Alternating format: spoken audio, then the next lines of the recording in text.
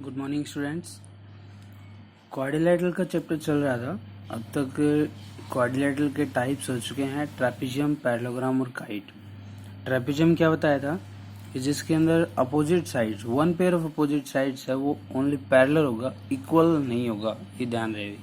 Only one pair of opposite sides are parallel. Parallelogram क्या था? Two pair of opposite sides are equal and parallel. और kite था two adjacent pair are equal. अब है type of parallelogram. Parallelogram की कितने type होती हैं? 3 टाइप्स होती हैं। फर्स्ट रेक्टेंगल, सेकंड स्क्वायर और थर्ड रोम्बस। तो रेक्टेंगल क्या होगा? A quadrilateral in which opposite side are equal and angles, all angles are 90 degree. Rectangle क्या होता है? जिसके अंदर अपोजिट साइड्स हैं वो क्या होंगी? इक्वल होंगी और सभी एंगल्स 90 डिग्री के होंगे। स्क्वायर में क्या होगा? A quadrilateral in which all sides are equal and angle are 90 degree. सभी साइड्स आपस में इक्वल होंगी और एंगल कितने डिग्री का होगा? 90 का। Next rhombus. रोम्बस क्या होगा? A quadrilateral in which all sides are equal is called rhombus. तो देखो इसके अंदर डायगोनल्स के बारे में, सॉरी एंगल्स के बारे में कुछ नहीं कहा गया। रोम्बस के अंदर एंगल्स का कोई नाम आया? नहीं आया। तो आप इसके एंगल्स के बारे में कुछ फिक्स नहीं कह सकते कि 90 होंगे या नहीं होंगे, है ना, सभी आपस में इक्वल होंगे या नहीं होंगे। जब तक ना कहा जाए तब तक आप उसके बारे में कोई फिक्स प्रॉपर्टी या कुछ भी नहीं कह सकते भी। तो इसमें आपको सिर्फ एक कंडीशन चाहिए, किसी भी फिगर को, डायग्राम को रोम्बस शो करने के लिए आपको उसकी ऑल साइड्स को इक्वल प्रूव करना है, उसके अलावा कुछ प्रूव नहीं करना। ये डेफिनेशंस जो मैं आपको बता रहा हूँ, जो अभी बताई है रेक्टेंगल, स्क्वायर और रोम्बस की, ये इनको प्रूव करने में काम आएंगी। आपके पास क्वेश्चन पूछा जाएगा कि शो दैट या prove that it is a square. कोई भी कंडीशन देके उसके आगे पूछा जाएगा इट इज़ ए स्क्वायर, ये स्क्वायर है, प्रूव करो। तो उस टाइम आपको क्या प्रूव करना है कि ऑल साइड्स इक्वल है और एंगल कितने डिग्री के हैं? 90 के। सभी साइड्स इक्वल हैं, सभी एंगल 90 डिग्री के हैं। अगर आपने इतना प्रूव कर दिया it means it is a square. अगर आपने इतना प्रूव कर दिया कि all sides are equal so it is a rhombus, and ये प्रूव कर दिया opposite sides are equal and angle 90 degree so it is a rectangle. अब ऑल स्क्वायर्स आर रेक्टेंगल, जितने भी स्क्वायर्स हैं सभी को हम क्या कह सकते हैं? रेक्टेंगल कह सकते हैं। But all rectangle are not square, लेकिन सभी रेक्टेंगल्स को हम स्क्वायर नहीं कह सकते। ऐसे ही ऑल स्क्वायर आर रोम्बस, सभी स्क्वायर्स उनको रोम्बस कह सकते हैं, बट रोम्बस को हम क्या नहीं कह सकते? स्क्वायर नहीं कह सकते। समझ आया? All square are rectangle, square हैं वो रेक्टेंगल भी हैं, बट रेक्टेंगल को स्क्वायर नहीं कह सकते। ऑल स्क्वायर आर रोम्बस, जितने भी स्क्वायर है सभी रोम्बस हैं, बट रोम्बस को स्क्वायर नहीं कह सकते। And all square, rectangle and rhombus are parallelogram, जितने भी स्क्वायर, रोम्बस और रेक्टेंगल हैं वो तीनों को हम क्या कह सकते हैं? पैरेललोग्राम। बट और parallelogram are not rectangle, square and rhombus. भाई जो स्क्वायर, रेक्टेंगल, रोम्बस हैं ये पैरेललोग्राम हैं, बट जितने भी पैरेललोग्राम है वो भी स्क्वायर, रेक्टेंगल और रोम्बस नहीं हो सकते। ठीक है।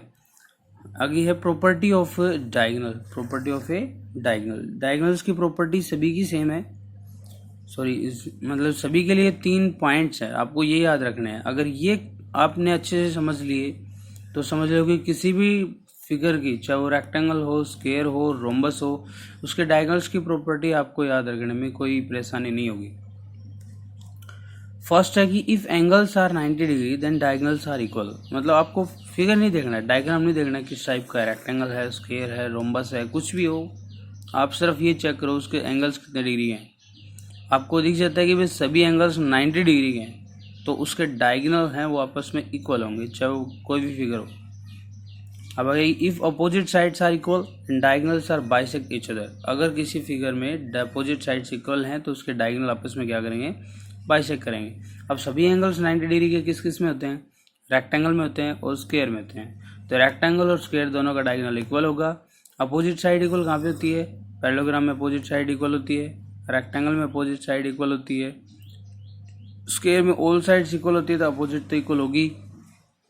रोम्बस में भी ऑल साइड्स इक्वल होती हैं, उसमें भी अपोजिट साइड इक्वल होंगी। इसका मतलब हम क्या कह सकते हैं कि parallelogram, rectangle, square and rhombus सभी के डायगोनल्स आपस में क्या करेंगे?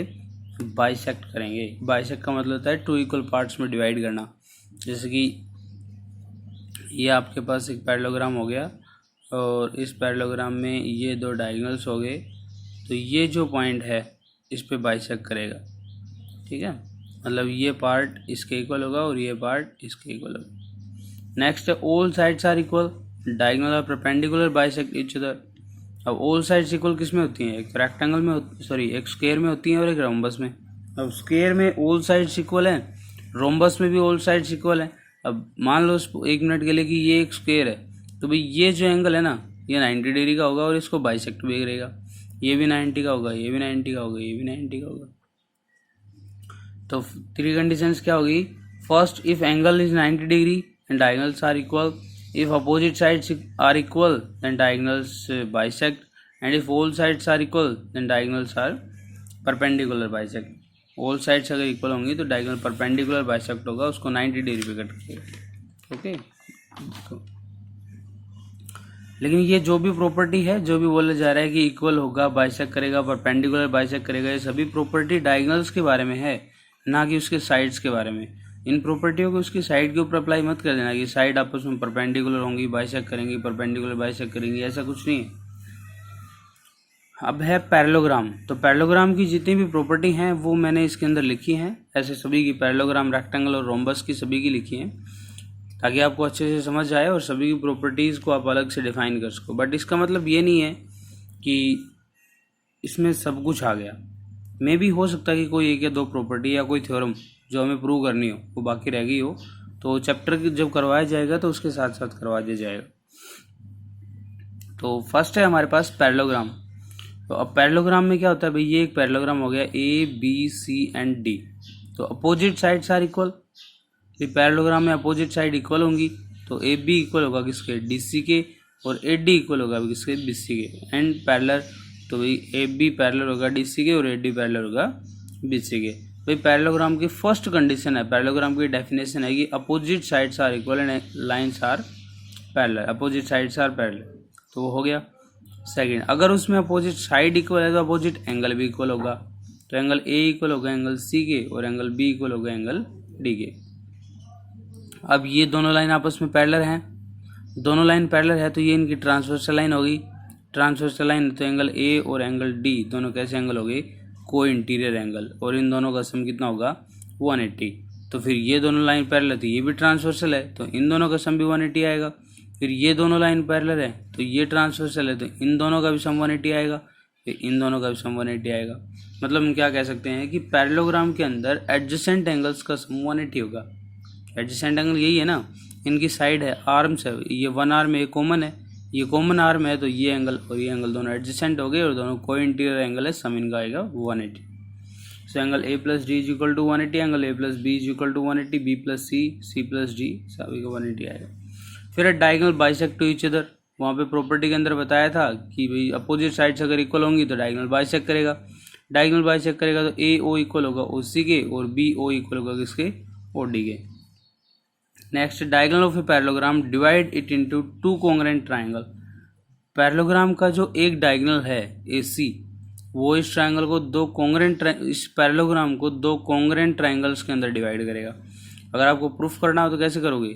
ये साइड इसके इक्वल है, ये साइड AB DC के इक्वल है और AC दोनों में कॉमन हो गई।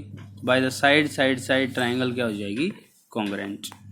तो इफ डायगोनल AC, अगर आप डायगोनल AC लेओगे तो डायगोनल AC है वो कौन कौन से ट्रायंगल कॉन्ग्रुएंट करेगा? ट्रायंगल ADC कॉन्ग्रुएंट होगी ट्रायंगल CBA के, और अगर डायगोनल BD लेओगे तो ट्रायंगल BAD कॉन्ग्रुएंट होगा ट्रायंगल DCB के। अब मैंने आपको एक बात कही थी कि पैरेललोग्राम जो है उसी के टाइप्स हैं, उसी के पार्ट हैं रेक्टेंगल, स्क्वायर और रोम्बस।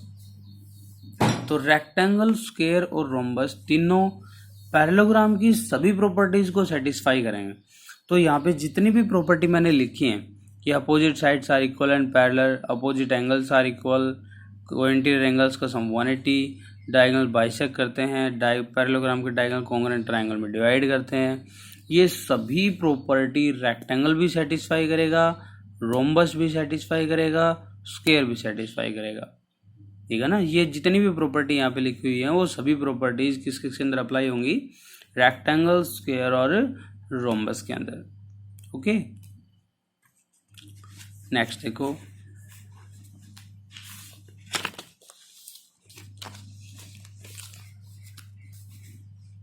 अगला है रेक्टेंगल। तो रेक्टेंगल में क्या क्या होगा भाई, जो पैरेललोग्राम की प्रॉपर्टी है वो तो होंगी, उनकी उसमें कोई डाउट नहीं है। उसके अलावा क्या होगा, A B C D is a rectangle. A B C D एक रेक्टेंगल है जिसमें ए बी इक्वल होगा डी सी के और ए डी इक्वल होगा बी सी के, अपोजिट साइड्स इक्वल होंगी। एंगल कितने डिग्री के होंगे भाई, 90 के।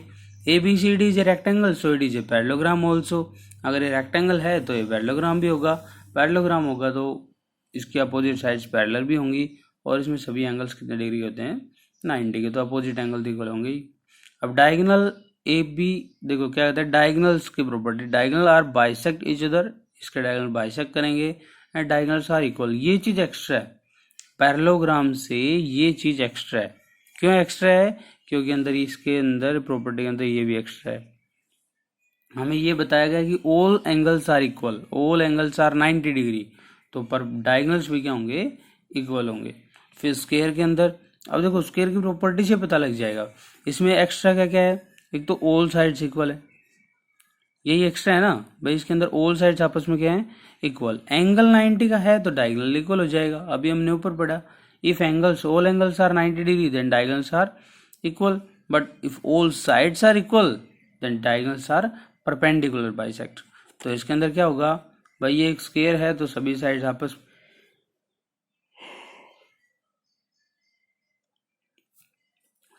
आपस में इक्वल होंगी और सभी एंगल्स 90 डिग्री के होंगे। तो square is a part of parallelogram, square है वो भी एक पार्ट है पैरेललोग्राम का।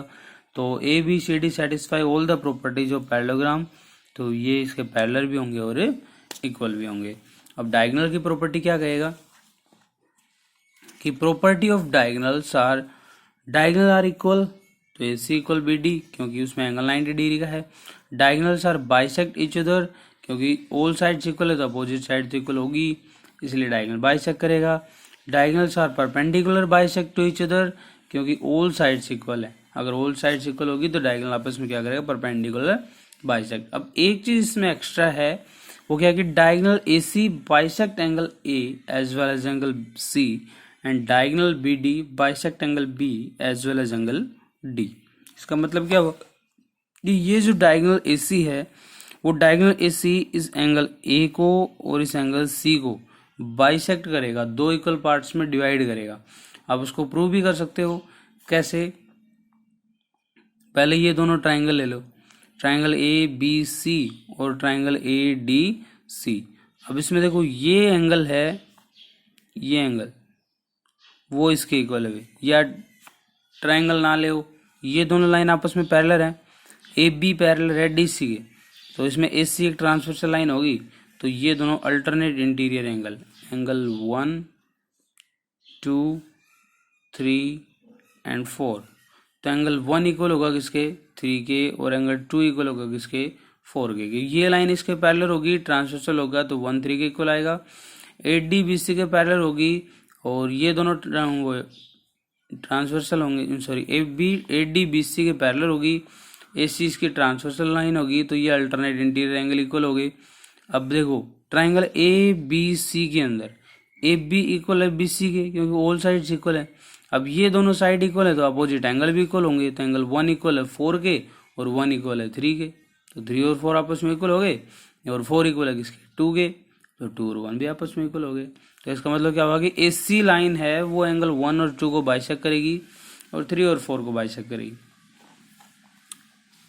तो किसी भी डायगोनल ए सी है वो बाइसेक्ट करेगा angle A as well as angle C, और डायगोनल बी डी है वो भी बाइसेक्ट करेगा angle B as well as angle D.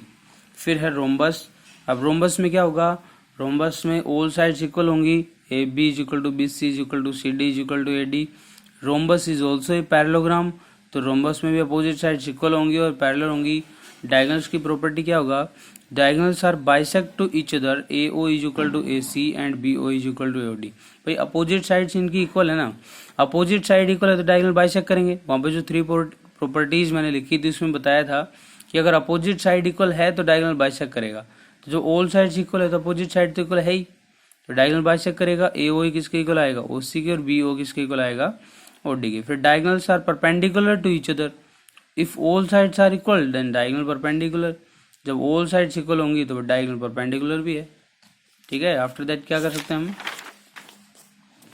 Diagonal A C bisect angle A as well as angle C, and diagonal B D bisect angle B as well as angle D. Simple way में मैं क्या कह सकता हूं कि अगर किसी भी फिगर में, पैरेललोग्राम के किसी पार्ट में अगर ऑल साइड्स इक्वल है तो उसके डायगोनल भी आपस में क्या करेंगे, बाइसेक्ट करेंगे एंगल्स को। ओके, तो आई थिंक अप्रोक्सीमेट प्रॉपर्टीज इसकी हो चुकी हैं, सिलेबस हो चुका है इसका। तो आगे से नेक्स्ट हम क्वेश्चन स्टार्ट करेंगे। बट एक बात ध्यान रहे स्टूडेंट्स, अगर आपको क्वाड्रिलेटरल का चैप्टर अच्छे से पढ़ना है तो जितना बेसिक मैंने आपको करवाया है ये बेसिक आपका तैयार हो, और इस बेसिक का भी एक टेस्ट होगा जो भी आपने लिखा है। और मैं ट्राई भी करूंगा कि अगर पॉसिबल हो नेक्स्ट क्लास में, मंडे को 9th क्लास की जो ऑनलाइन क्लास है, जूम क्लास मंडे को, उसमें सभी की नोटबुक चेक करने की, जो भी ऑनलाइन आएगा उसकी नोटबुक चेक होगी। नोटबुक ऑनलाइन दिखाएगा कि उसने प्रॉपर्टीज लिखी या नहीं लिखी, क्योंकि अगर आप ये प्रॉपर्टीज नहीं लिखते हो ना तो मेरे करवाने का और ना करवाने का कोई बेनिफिट नहीं है। फिर चाहे कुछ भी हो, सिर्फ उतारने से कुछ नहीं होगा। मैंने देखा भी है, अभी कल 8th क्लास की ऑनलाइन क्लास थी तो उसमें मैंने पूछा भी था स्टूडेंट्स का जो आउटपुट था, आप क्या होता है वो सिर्फ इसको लिखने में ज़्यादा ध्यान रहता है बस आपका। फोटो मिली लिख दिया, फोटो मिली लिख दिया, वीडियोस कोई मैटर नहीं करती। और मैं ये कहता हूँ कि फोटोज जो है ना वो वीडियो के ऊपर डिपेंड है, वो किस टाइप की हैं, कैसा उनके अंदर है, डिस्क्रिप्शन क्या है ना, कैसी फोटो मैंने सेंड की हैं, किस टाइप से की हैं, वो सभी वीडियोज के अंदर बताया जाता है। वही अगर आप नहीं देखोगे तो फिर फोटोज का मतलब क्या हुआ, वो तो आपके पास बुक में भी लिखा हुआ है सारा, आप वहीं से देख के लिख लीजिए। तो ये आपसे रिक्वेस्ट है कि आप वीडियोस डेली देखें, जब भी अपलोड होती है आप देखो, उसको सब्सक्राइब कर लो। आप जो बेल टाइप का बटन आता है उस पर क्लिक कर दो, सब्सक्राइब कर दो, जब भी वीडियो अपलोड होगी आपके पास नोटिफिकेशन आ जाएगा, ठीक है। लाइक करो ताकि मेरे को पता रहे कि कितने स्टूडेंट्स ने देखी है, कितने ने नहीं देखी।